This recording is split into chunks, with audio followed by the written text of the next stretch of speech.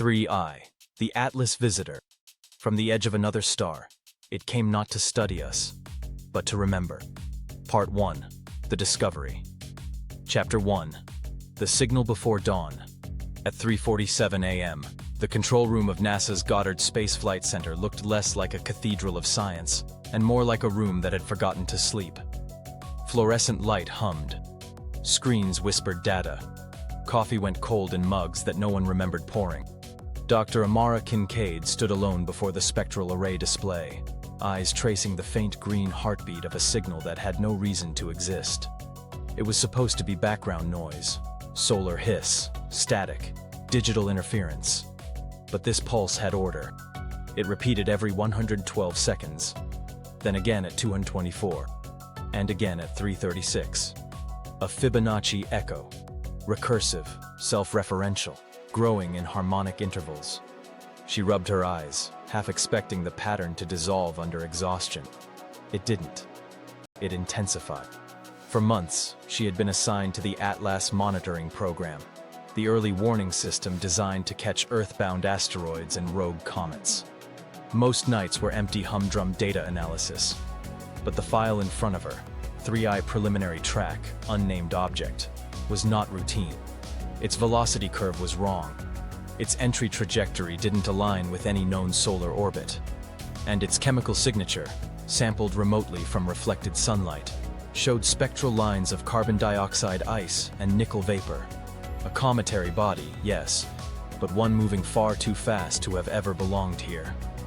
Amara exhaled softly. 72 kilometers per second, she whispered. Objects from the Oort cloud crawled compared to that. Even long-period comets rarely topped 40. She turned to the comms panel. Control, this is Kincaid at Station 3. Can you confirm velocity parameters for Object 3I? A beat of static, then a yawn disguised as protocol. Affirmative, Doctor. Cross-verification with Atlas Chile shows similar results. Hyperbolic trajectory, not bound to solar gravity. Meaning? She pressed. Meaning, came the voice, now more awake. It's passing through, like Oumuamua. Another interstellar. Another interstellar. The words were casual, but Amara felt them tighten the air. There had only ever been two before. 1I Oumuamua in 2017, the silent spindle of rock that defied explanation, and 2I Borisov in 2019, a faint cometary blur that left faster than any telescope could keep up. Both had rewritten the textbooks. Both had come and gone without a word. But this one, 3IATLAS, was singing. Amara adjusted the gain on the spectrometer and watched the waveform bloom like a heartbeat. The rhythm was precise, too precise. Her cursor hovered. She ran the audio translation algorithm, converting radio flux into audible frequency. At first, nothing but static hiss. Then, a tone, low, rising, folding into itself like a voice trying to remember speech. The sound filled the quiet lab, impossibly organic for a cosmic signal. Not words, but intervals, perfect fifths and octaves that resonated like choral harmonics. It wasn't random. It was recursive, intelligent. Her pulse quickened. She had once written her doctoral thesis on the theory of cosmic syntax, the idea that mathematics and resonance could form a universal language across species, a grammar of frequencies rather than phonemes. She'd been mocked for it. Beautiful nonsense, her advisor had called it. The universe doesn't hum in English, Dr. Kincaid, and yet here it was. A hum that wasn't random. She began logging the data burst. Timestamp, 03:53:42 UTC. Signal amplitude, rising. Frequency drift, none. Source coordinates, RA 10H 12M 44s, DEC plus 8D 39, or 12 hours. Inbound trajectory, roughly 1.9 AU, and closing. On the corner of her desk lay an old notebook, the one she never showed anyone. She opened it to the first page. Scrawled equations, hand-drawn spirals, a private obsession. Patterns she'd dreamed years ago during a fevered week in graduate school. She compared them against the new data. The ratios matched, almost perfectly. Her throat tightened. The intercom crackled again. Dr. Kincaid? We're getting confirmation from the South African Mir KT array. The same harmonic pattern. Are you generating this test feed? No, she said quickly. That's not a simulation. That's from the comet. Then the comet's broadcasting? I don't know what it's doing. But it's not noise. There was silence on the other end, followed by the faint clicking of keyboards, the bureaucratic equivalent of disbelief. Amara muted her headset and turned back to the waveform. She felt suddenly small, smaller than the room, smaller than the hum of the machines. Outside the window, the Maryland night was beginning to pale. The first thread of dawn stretched across the horizon, like the opening eyelid of the world. She whispered to herself. "What are you?" The waveform pulsed in answer.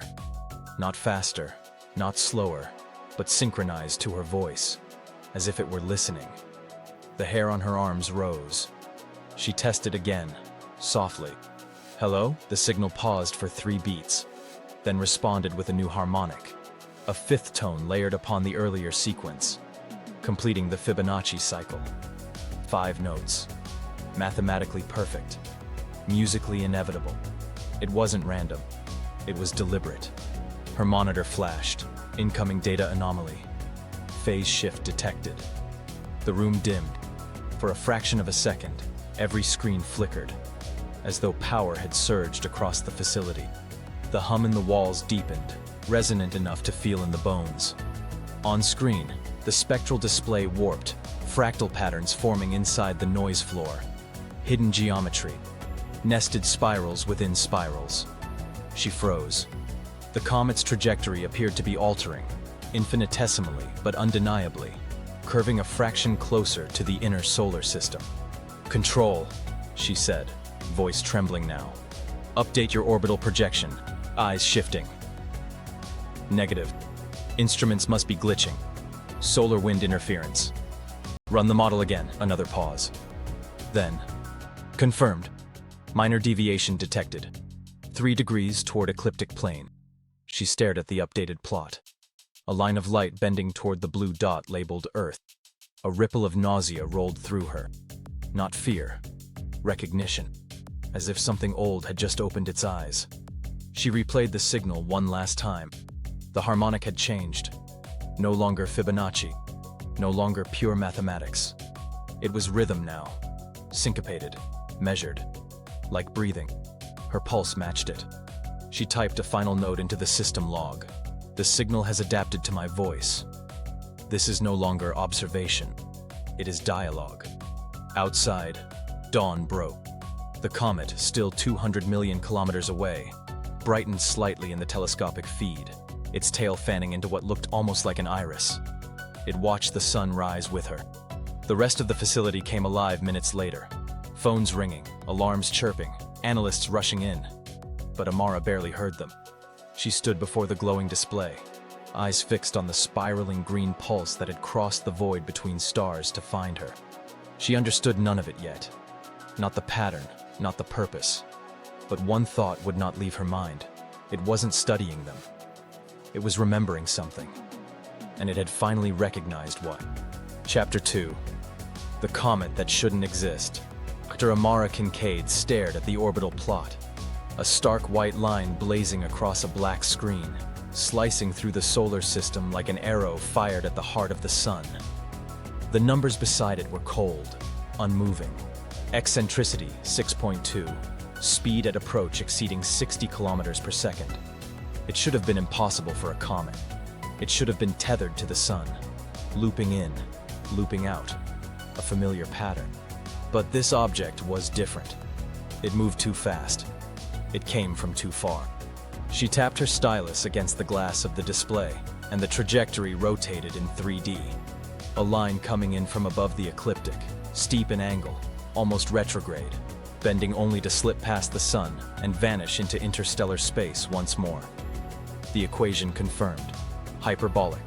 Unbound. It would not return. "You are not one of us," she muttered softly, as if addressing the comet itself. A gentle hum of air conditioners filled the room. Behind her, the control bank chatter subsided. Engineers and technicians exchanged Kleenex and phrases like weird and unprecedented, but Amara heard something else.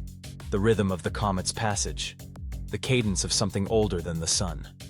She closed her eyes for a moment and recalled her childhood dream. The spiral of a distant galaxy. The glint of a pale comet shimmering in the black.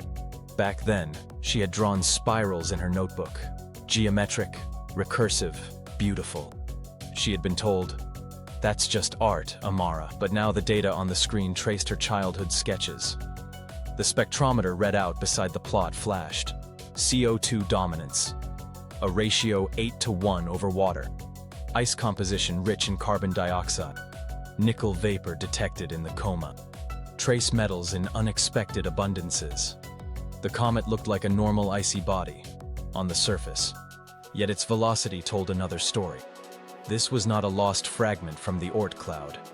It arrived from somewhere else entirely. Raising her voice, she addressed her deputy behind the console. "Have we confirmed the pre-discovery archival plates?" He nodded. "Yes, Dr. Kincaid. June 14th and 21. Same object. Same trajectory. Backtracked to several months ago.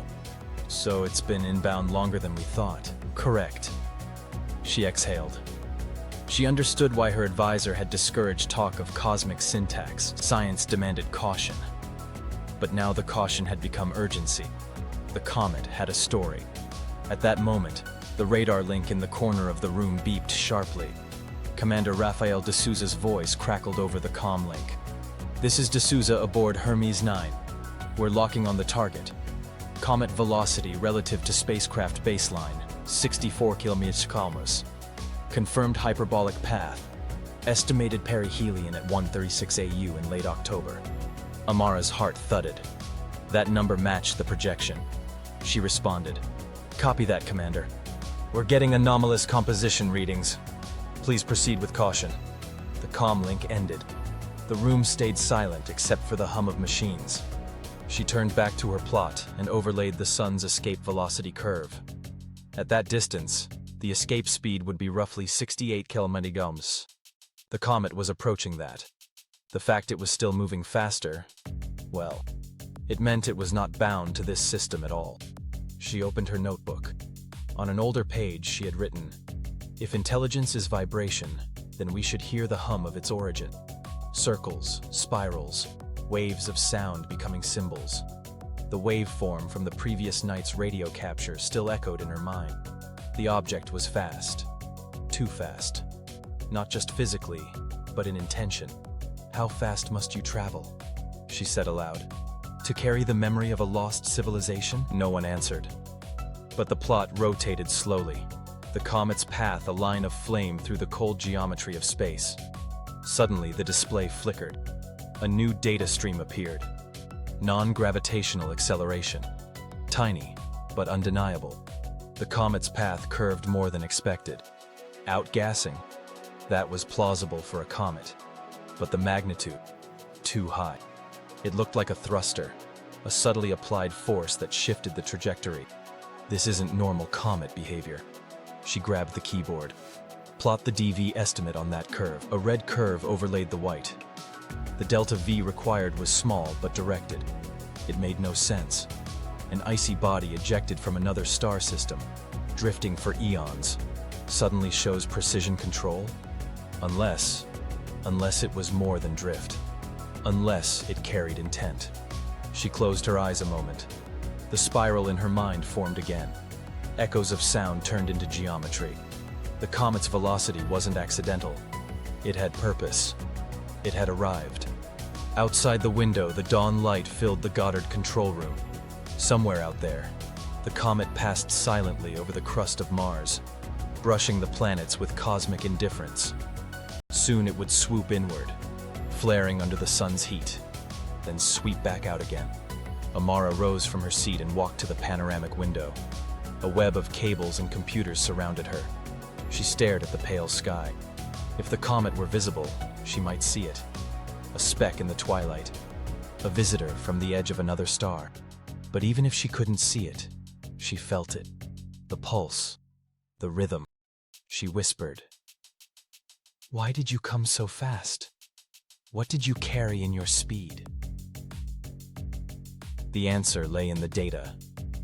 Speed, hyperbolicity, chemical oddities, and non-gravitational acceleration. They pointed to ejection, not formation, from somewhere else. A star system that no longer exists, perhaps. A civilization that launched its legacy into deep space. A memory ship. And yet, she thought, if that were so, then the comet would not just pass. They would linger. They would mark. They would leave a trace. Maybe the speed was the trace. Maybe the journey was the message. Her wristwatch beeped. The next orbital update had come in. Perihelion now estimated 1.38 AU. Time to decide. The world would ask questions. They might want defense. They might want exploitation. They might only want spectacle. But Amara knew the truth. This comet wasn't just an object. It was a sentinel. She returned to her console and drafted the message to the controlling board. Object 3IATLAS, non-bound trajectory. Chemical signature inconsistent with local comets. Non-gravitational acceleration present. Recommend immediate classification as interstellar archive. Status, potential intelligence trace. Confirm mission readiness for direct interception. She paused, then clicked send. As the message left, the display behind her updated once more. The orbital path, the timed arrival, the speed. The comet moved at 75 kilometers per second now as it plunged inward. In its wake, it carried cold cosmic dust and ancient memories. Amara exhaled. She closed her notebook, the spirals and equations inside now less speculation, more prophecy. Because the comet that shouldn't exist was here. And if it existed, then so did the question. From the edge of another star, what memory did it carry for us to remember? Chapter 3. Noise or language. By the third day, the noise had become impossible to ignore. It wasn't white noise, not anymore. White noise was supposed to be chaotic, a random hiss across the electromagnetic spectrum. This was different. This was recursive, self-referential, alive. Dr. Amara Kincaid sat in the sound lab, headphones pressed to her ears, eyes closed, heart thrumming in quiet synchrony with the pulse of something not human. The waveform danced across her laptop screen. Jagged peaks at first, then looping curves that folded into themselves, each repetition refining the last. She had filtered out solar interference, satellite chatter, and atmospheric reflection. What remained was a residue of rhythm, a whisper threaded through the static. A few of the younger technicians called it the cosmic heartbeat. Others said it was solar wind caught in magnetic turbulence. But Amara had spent too many years listening to noise to mistake structure for chance. The sound built on itself like grammar. At 0312 UTC, the frequency shifted upward by exactly 12.7 Hz. At 0324, it mirrored that interval downward, precisely the same offset, inverted. At 0336, a cluster of harmonics appeared. 3, 5, and 8 Hz. Fibonacci intervals again. It was the mathematics of growth, of spiral shells and galaxies, and of language formation. She adjusted the gain, feeling the faintest tremor run through her fingertips, as though the signal had a tactile presence. Each tone reverberated in the bones of her hands. "Are you hearing this?" she asked quietly to no one in particular. Across the lab, Nia Obayomi, her Nigerian signal analyst, leaned over her console and smiled faintly. "I hear it. I just don't believe it." "Say that again," Amara murmured. Nia pointed at the visualization. "Look here. See the phase shift between the primary and secondary bands? They're too synchronized for natural interference. It's almost like call and response," Amara finished. Nia nodded. "Exactly, like two instruments tuning to each other." Amara's pulse quickened. She tapped her stylus against the spectrogram, isolating one of the lower tones. If that's true, it means the comet's reflecting its own signal, or something inside it is. The thought hung in the air. The hum filled the silence. They both knew the implications. Interstellar objects were supposed to be frozen relics of creation, inert, silent, ghostly. But this one pulsed with coherence, like a transmitter older than language itself. Nia began to hum along softly, testing the frequencies against her own voice. Her tone wavered between human and harmonic, and for a moment the two merged, her hum matching the signal perfectly. The waveform on her monitor rippled, aligning, adjusting, as if the comet were listening. "Did you see that?" Amara whispered. Nia stopped humming. The line flattened. The signal paused, then shifted again, now precisely one semitone higher than before. Did it just respond? Nia sat back slowly, her face half awe, half disbelief. "If that thing just tuned to me, I'm quitting science and becoming a priestess." Amara managed a strained laugh, but her stomach was tight. "Don't. I might need you to translate the hymns." They turned back to their consoles. The hum persisted, deepening into a layered pattern, low tones rising and falling beneath higher resonances, like chords rearranging themselves.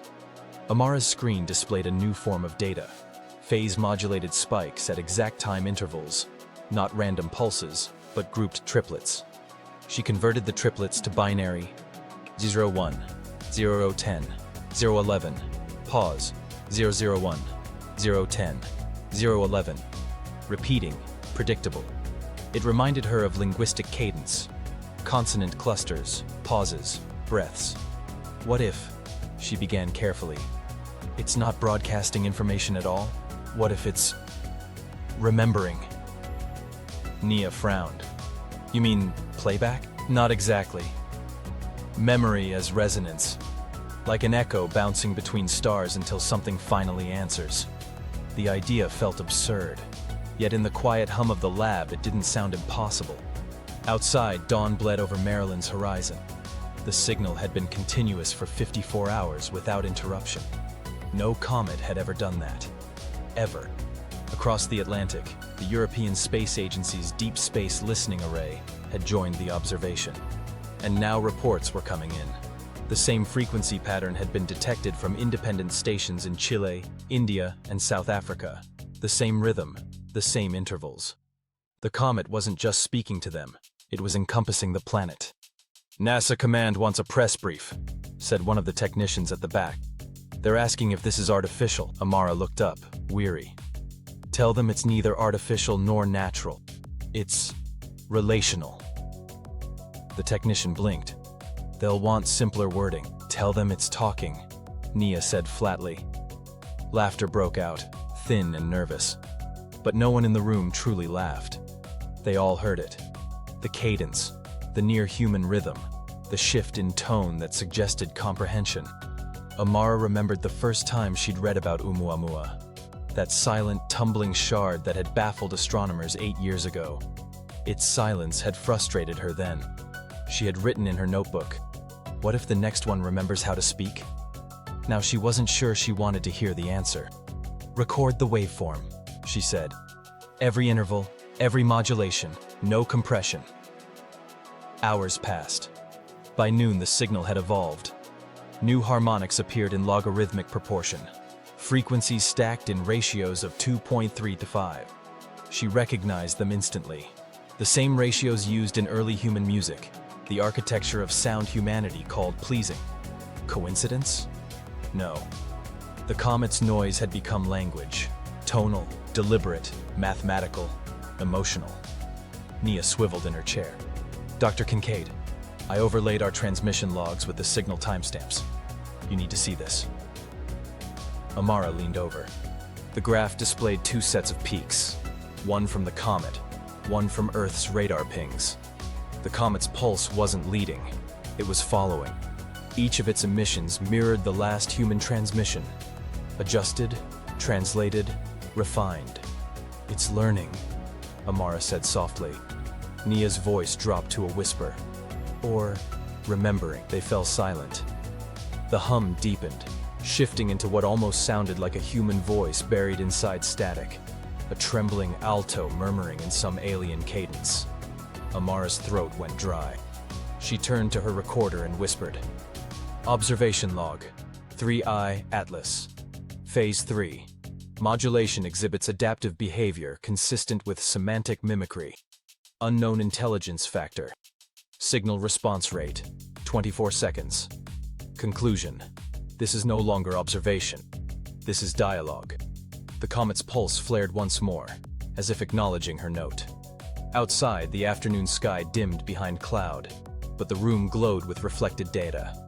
The hum grew until every screen vibrated faintly with its rhythm.